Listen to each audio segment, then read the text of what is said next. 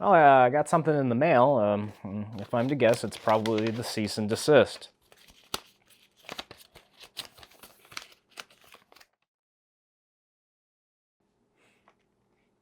Yep.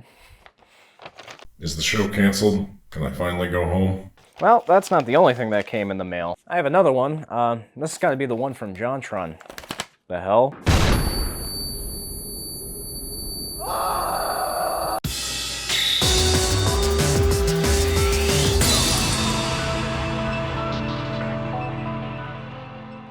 We are living in a fighting game renaissance.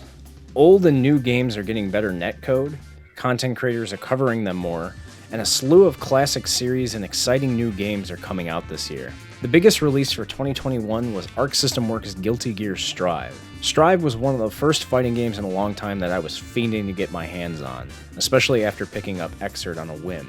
I ended up sinking 250 hours in less than 6 months into that game. Hours I could have spent making YouTube videos, but nonetheless. I've always had a passing interest in the fighting game community. I managed to watch Tekken almost every year at EVO, and I was always in the loop about Smash due to its ubiquitous presence. Those are just the surface level examples that people who aren't into fighting games can easily understand. But for the turbo nerds that live and die by the stick, this image is a rite of passage. If you know what this is and understand it, you're already far gone. This image is a symbol of one's understanding of the fighting game community. The uneducated eye would assume that it's just an obtuse image of men in a bathroom with 2 displays playing some type of game. While that is funny on its own, the image's context morphs its meaning. The game being played on the screen is Melty Blood Actress Again. Melty Blood is developed by French Bread and is based off the legendary Tsukuhime visual novel created by Type Moon. Look at this anime trash. This game's for fucking pussies. FT10 me in Primal Rage. No, I'm not gonna FT10 you. You don't have thumbs. Melty Blood isn't the most complex and mechanically dense fighting game, but its community's reputation precedes itself. Melty Blood has one of the most dedicated fan bases in the FGC. Melty Blood Actress Again came out in 2008 and was mainly supported in Japan, but a community of diehards kept it alive throughout the years, even going as far as to compile a community pack that retroactively implemented rollback netcode into the game.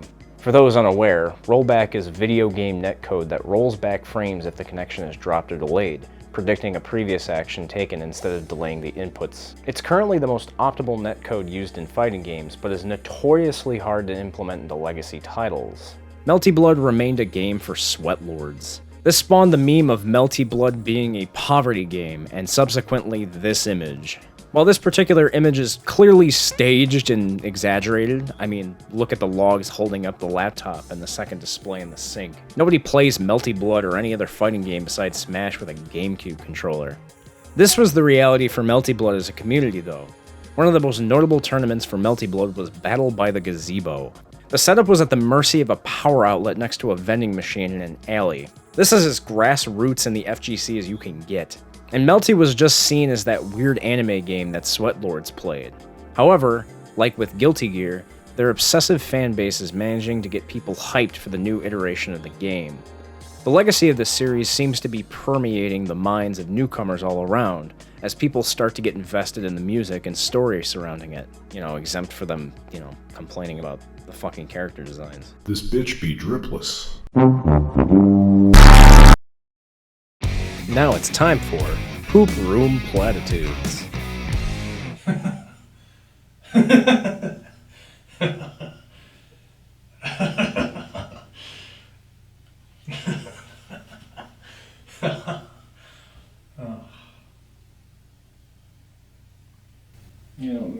Maybe I'm overstepping my boundaries a little bit, but could you leave?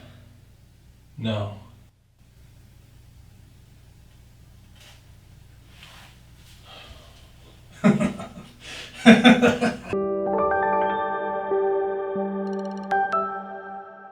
Like I said before, I believe this image is emblematic of what the fighting game community is. Fighting games are hard by nature. Some of the enjoyment of fighting games comes from having to put your blood, sweat, and tears into getting good at it.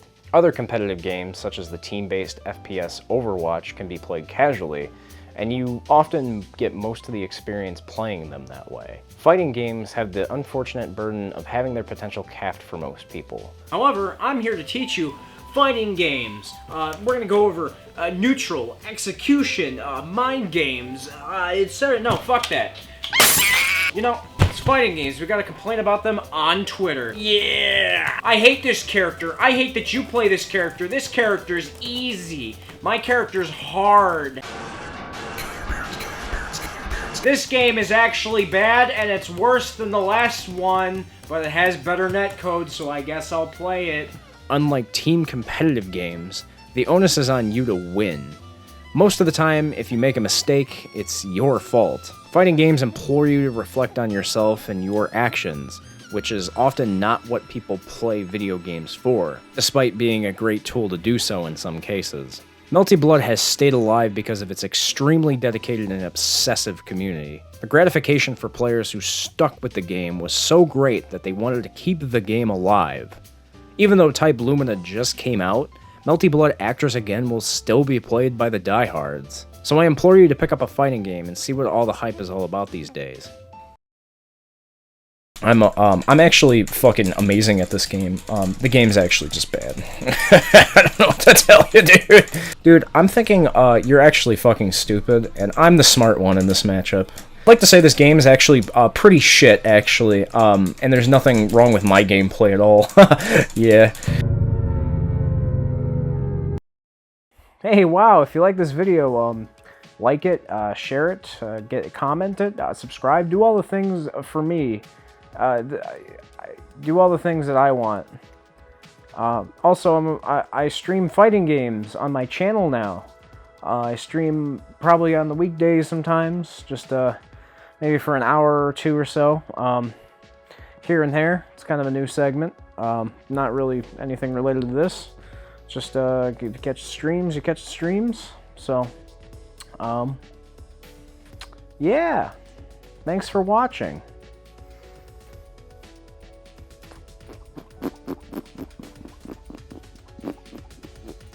Yeah, that's my boy. That's my boy.